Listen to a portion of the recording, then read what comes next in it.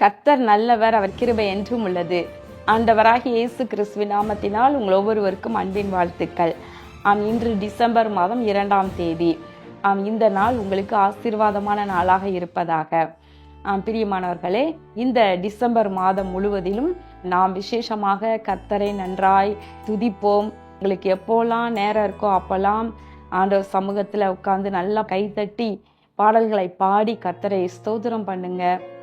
இந்த வருடம் முழுவதும் இம்மட்டும் 11 மாதங்களும் நம்மை அருமையாய் நடத்தி கொண்டு வந்திருக்கின்றார். இந்த டிசம்பர் மாதம் முழுவதிலும் கூட ஆண்டவருக்கு நன்றி செலுத்துகிற மாதமாக நாம் கொண்டு அவரை நாம் துதிப்போம். கர்த்தர் உங்களை ஆசீர்வதிப்பார், பலப்படுத்துவார். இந்த நாளிலே நாம் தியானிக்கும் வசனம் யோவான் 1ஆம் அதிகாரம் 1ஆம் வசனம். ஆதியிலே வார்த்தை இருந்தது, அந்த வார்த்தை தேவனிடத்தில் இருந்தது, அந்த வார்த்தை தேவனாய் இருந்தது. ஆதியிலே வார்த்தை இருந்தது. அது எங்க இருந்துச்சு? அது தேவனிடத்தில் இருந்தது, தேவனாகவே இருந்தது. அது பாருங்க, அவர் ஆதியிலே தேவனோடு இருந்தார். ஆனா 2ஆம் சங்கீதம் 7ஆம் வசனம், தீர்மானத்தின் விவரம் சொல்லுவேன். கர்த்தர் என்னை நோக்கி, நீர் என்னுடைய குமாரன், இன்று நான் உம்மை ஜெனிப்பித்தேன். என்னை கேளும், அப்பொழுது ஜாதிகளை உமக்கு சுதந்திரமாகவும் பூமியின் எல்லைகளை உமக்கு சொந்தமாகவும் கொடுப்பேன். இங்க பாத்தீங்களா, இது கிறிஸ்து ஜனிப்பிக்கப்பட்ட விதம். தேவனுக்குள்ளே அவர் வார்த்தையாக இருந்தார். ஆனால் ஒரு நாள் நீர் என்னுடைய குமாரன் என்று சொல்லி அவர் ஜனிப்பிக்கிறார் என்று பார்க்கின்றோம். இன்று நான் உம்மை ஜனிப்பித்தேன் என்று சொல்லுகின்றார். அவர் தேவனோடு இருந்தார். அதான் யோவான் எழுதின சுவிசேஷம் 1ஆம் அதிகாரம் 2வது வசனத்துல அவர் ஆதியிலே தேவனோடு இருந்தார் என்று எழுதப்பட்டிருக்கின்றது. சகலமும் அவர் மூலமாக உண்டாயிற்று, உண்டாவதொன்றும் அவராலே அல்லாமல் உண்டாகவில்லை. கொலோசையர்ல கூட அழகா எழுதப்பட்டிருக்கு, சகலமும் அவருக்குள்ளும் அவருக்கென்றும் அவரை கொண்டும் சிருஷ்டிக்கப்பட்டது என்று எழுதியிருக்கிறது. கிறிஸ்துவை குறித்து தான் இவ்விதமாய் சொல்லப்படுகிறது. இயேசு மகாராஜா அவர் வார்த்தையாகி அவர் மாம்சமாக அவர் வெளிப்பட்டார் என்று பார்க்கின்றோம்.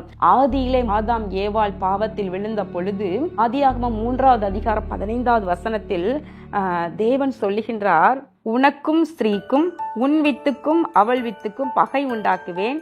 அவர் உன் தலையை நசுக்குவார், நீ அவர் குதிங்காலை நசுக்குவாய் என்றார். இப்போ ஆதியில மனுக்குலம் பாவத்துல விழுந்துருச்சு. எப்படி ஆகிய இவர்களை மீட்டு எடுக்கணும்? இல்லைனா தேவன் என்ன நோக்கத்தோடு மனுஷரை பூமியில உண்டாக்கினாரோ அந்த மனுக்குலம் முழுவதும் அப்படியே சந்ததி சந்ததியாக திரளான ஜனங்கள், கொடியான ஜனங்களுமே அப்படியே பாவத்திற்குள்ளாகி அவங்க நித்திய ஜீவனை இழந்து போயிடுவாங்க என்று சொல்லி அன்றைக்கு தேவன் ஒரு முடிவு எடுத்தார். பிசாசின் தலையை அவர் உன் தலையை நசுக்குவார் என்று சொல்கிறார். யாருன்னா அவர் தமது குமாரனை குறித்து அவ்விதம் அன்று சொன்னார். ஏற்ற நேரத்தில் பாருங்களேன், சுமார் 2000 ஆண்டுகளுக்கு முன்பதாக கிறிஸ்து இந்த பூமியில சிறு பாலகனாக அவதரித்தார். வார்த்தையாகி அவர் மாம்சமாகி பூமியிலே அழகாய் அவர் பிறந்தார். மனு உருக்கொண்டு பிறந்தார். எதற்காக? பிசாசின் தலையை நசுக்க, நம்மை மனு குலத்தை ரட்சிக்க, மீட்டு எடுக்க, நித்திய ஜீவனை கொடுக்க, பிதாவின் சித்தத்தை நிறைவேற்ற இயேசு மகாராஜா இந்த பூமிக்கு வந்தார் என்று பார்க்கின்றோம். அவர் எந்த மனுஷனையும் பிரகாசிப்பிக்க செய்கிற மெய்யான ஒளி என்று அதே அதிகாரத்துல திரும்பவுமாய் சொல்லப்படுகின்றது. யோவான் 1:9, உலகத்திலே எந்த மனுஷனையும் பிரகாசிப்பிக்கிற ஒளியே அந்த மெய்யான ஒளி. இந்த ஒளி, அதாவது இயேசு கிறிஸ்துவாகிய ஒளி, அவர் எவரையும் பிரகாசிக்க பண்ணுகிறவர். தேவனோடு இருந்தார். சகலமும் அவரை கொண்டும் அவருக்கென்றும் அவருக்குள்ளும் சிருஷ்டிக்கப்பட்டது. ஆனால் அவர் மனு குலத்திற்காக தன்னையே அவர் பலியாக கொடுக்க அவர் பூமியில பிறந்தார் என்று பார்க்கின்றோம். கிறிஸ்துமஸ் என்றாலே தேவனுடைய அன்பை நமக்கு வெளிப்படுத்துகிறது, அவருடைய அன்பின் ஆழத்தை வெளிப்படுத்துகிறது. நம்முடைய ஒரே பேரான குமாரனை நமக்காக கொடுத்ததை நமக்கு உணர்த்துகின்றது. அப்போ கிறிஸ்துமஸ் என்றாலே நம்ம அன்பை கொடுப்பது தான். அப்போ மனு குலத்திற்காக தன்னையே கொடுத்த இயேசு மகாராஜாவினுடைய அன்பை நம்ம மற்றவங்களுக்கு கொண்டு செல்வதில் விசேஷமாக இந்த டிசம்பர் மாதம் இன்னும் தீவிரமாய் செயல்படுவோம். கண்களை மூடி ஜெபம் பண்ணுவோமா? எங்கள் அன்பின் பரலோக பிதாவே, இதோ இந்த டிசம்பர் மாதம் 2ஆம் தேதியிலும் கூட நாங்கள் எல்லாரும் உம்மை நோக்கி பார்த்து ஜெபிக்கின்றோம்.